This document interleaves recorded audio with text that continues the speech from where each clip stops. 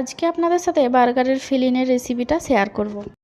প্যানের মধ্যে অল্প কিছুটা ঘি দিয়ে দিলাম। আপনারা চাইলে বাটার বা সাদা তেল দিয়েও করতে পারেন। এবার এর মধ্যে কিছুটা গোটা জিরে দিয়ে একটা কাঁচা লঙ্কা কুচি আর একটা মাঝারি সাইজের পেঁয়াজ কুচি করে রেখেছিলাম সেটাও দিয়ে। এবার এর মধ্যে ছোট ছোট করে কিউব করে কেটে রাখা সিমলা মির্চ আমি অ্যাড করে দিলাম আর এর মধ্যে কিছু গাজর কুচিও দিয়ে দেবো। এবার এর মধ্যে আগে থেকে সেদ্ধ করে রাখা আমি চিকেন অ্যাড করে দেবো। চিকেনটা আমি গোলমরিচ আর নুন দিয়ে সেদ্ধ করে নিয়েছিলাম। চিকেনটা সেদ্ধ করার পর আমি হাতে করে ছাড়িয়ে নিয়েছিলাম অল্প কিছু বোনলেস চিকেন। এবার নেড়ে চেড়ে নিয়ে এর মধ্যে স্বাদ মতো লবণ, হাফ চা চামচ লঙ্কা গুঁড়ো আর হাফ চা চামচ হলুদ গুঁড়ো দিয়ে এবার এর মধ্যে কিছুটা গোলমরিচ আর গরম মশলার গুঁড়োও দিয়ে দিলাম। দিয়ে ভালো করে নেড়ে চেড়ে নিই। এবার এর মধ্যে আমি টমেটো কুচি অ্যাড করে দিচ্ছি। একটা মিডিয়াম সাইজের টমেটোর অর্ধেক নিয়েছিলাম, সেটা এর মধ্যে অ্যাড করে দিলাম। দিয়ে ভালো করে মিক্স করে নিচ্ছি। এবার এর মধ্যে আমি একটা আগে থেকে সেদ্ধ করে রাখা আলু ম্যাশ করে নিয়েছিলাম, সেটা দিয়ে দিলাম। আলুটা আমি ছোট সাইজের নিয়েছি। এবার এর মধ্যে হাফ টেবিল চামচের মতো টমেটো সস অ্যাড করে দেবো।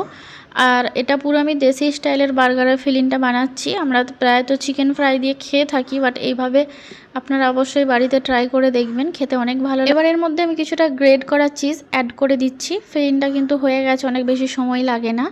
আপনারা যখন এই বার্গারের ফিলিংটা তৈরি করবেন তখন আপনারা আপনাদের পছন্দ মতো ভেজিটেবলস অ্যাড করবেন। এবার একটা অন্য তাওয়ার মধ্যে আমি কিছুটা ঘি দিয়ে দিয়েছি। ঘিটা গরম হয়ে গেছে। বার্গারের বনটা আমি মাঝখান থেকে 2 পিস করে নিয়ে এর মধ্যে দিয়ে সেঁকে নিচ্ছি। আর এটা আমি বাইরে থেকে কিনে নিয়েছিলাম, আপনারা চাইলে বাড়িতে তৈরি করে নিতে পারেন। আর বনটা এখানে সেঁকা হয়ে গেছে, আমি এবার তুলে নিচ্ছি। এবার আমি বার্গারটা রেডি করে নেব। আমি বনের মধ্যে কিছুটা টমেটো সস দিয়ে নিচ্ছি। আপনারা চাইলে বার্গার সস বা চিলি সসও দিতে পারেন। দিয়ে এভাবে মাখিয়ে নিয়েছি। এবার যে ফিলিংটা আমি রেডি করেছিলাম সেটা আমি এর মধ্যে দিয়ে দিলাম। দিয়ে এভাবে চারি সাইডটা গোল করে নিচ্ছি। এবার উপর থেকে কিছুটা বার্গার সস দিয়ে দেব। আর টমেটো আর পেঁয়াজ এইভাবে গোল গোল করে কেটে নিয়েছি, সেগুলোও দিয়ে দেব। দিয়ে তার উপর থেকেও কিছুটা বার্গার সস দিয়ে দেবো। আপনারা চাইলে এর উপরে ক্যাপসিকাম বা শসাও দিতে পারেন, বাট আমাকে ওইগুলো অতটা ভালো লাগে না, তাই আমি দিলাম না।